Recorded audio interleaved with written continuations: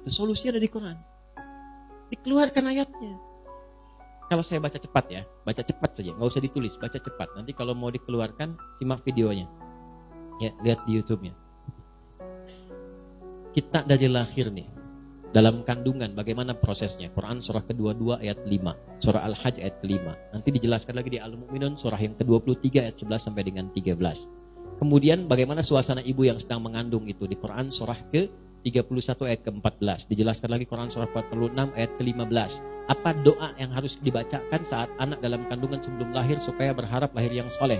Turun Quran surah ke-7 ayat 189. Begitu dia terlahir, apa yang pertama diberikan kepada anak? Apa tugas pertama ayah? Apa tugas pertama ibu? Ibu fokus berikan ASI saja. Ayah cari kelengkapan untuk mendukung suasana emosional ibu itu baik. Turun Quran surah kedua ayat 233. Berikan maksimal kalau bisa sampai 2 tahun. Kalau ingin dilakukan. Apa pendidikan pertama dari 2 tahun sampai kebalik? Supaya tumbuh anak yang baik, taat pada orang tua, dekat dengan Allah, baik secara sosial. Turun Quran surah ke-31 Luqman dari ayat 14 sampai dengan ayat 19. Ketika dia kemudian semakin dewasa, mulai dia belajar bagaimana belajar yang efektif, punya nilai yang baik, cepat paham, dan kembali ke kampung halaman dengan baik. Turun Quran surah ke-9 ayat 122. Bagaimana cara memilih tempat ilmu yang baik supaya meningkatkan iman dan ilmu. Turun Quran surah ke-58 ayat yang ke-11. Kemudian setelah itu Anda belajar dengan baik, sampai kemudian jadi orang sukses dan taat. Yang paling menarik, kalaupun Anda sudah sampai usia 40 tahun, jangan lupakan orang tua, jangan lupakan kerabat-kerabat Anda. Turun Quran surah ke-46 ayat yang ke-15.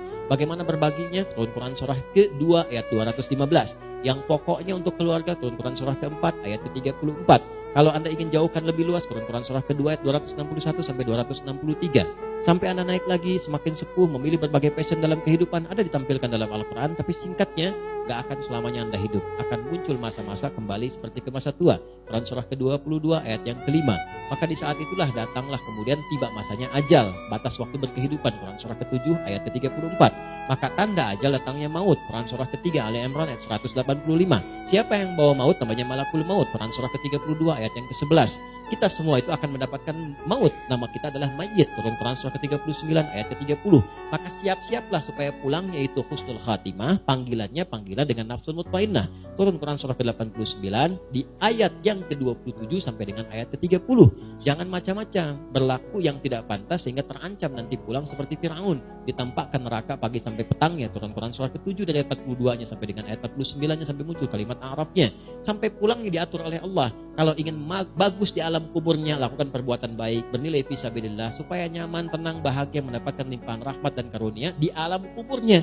Turun Quran surah ketiga Ali Imran di ayat 169 sampai dengan 171-nya. Maka pulangnya memungkinkan mendapatkan surga. Surga umumnya Quran surah kedua ayat ke-25. Kalau dia rajin amalan infaknya, turun Quran surah ketiga ayat 133 sampai 134. Kalau dia rajin tahajud, rajin kemudian istighfar sebelum waktunya subuh, rajin dia berbagi, maka dia akan tempatkan di taman surga. Turun Quran surah yang ke-51 ayat 15 sampai dengan ayat ke-23.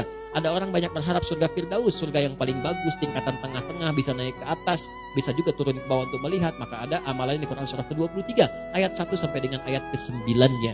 Tapi jangan sampai Anda maksiat supaya tidak digiring ke neraka. Neraka yang paling ringan itu Anda baru dimasukkan, jangan Anda. Kalau ada yang dimasukkan ke situ, langsung terbakar, hilang, kulitnya habis, naik lagi, dibersihkan kembali, tumbuh kembali, hancur lagi. Setiap dimasukin 1 harinya sama dengan 1000 tahun, 1 detiknya 48 hari.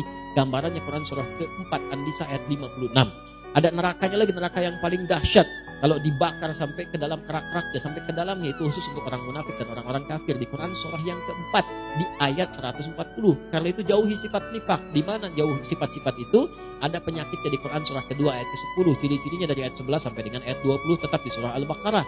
Kemudian ciri-ciri utama ibadahnya dari Quran surah keempat ayat 142. Tapi dia bisa kembali kepada Allah kalau dia mau bertobat. Seperti keterangan di surah An-Nisa itu, kalau Anda baca teruskan sampai ayat 145-nya.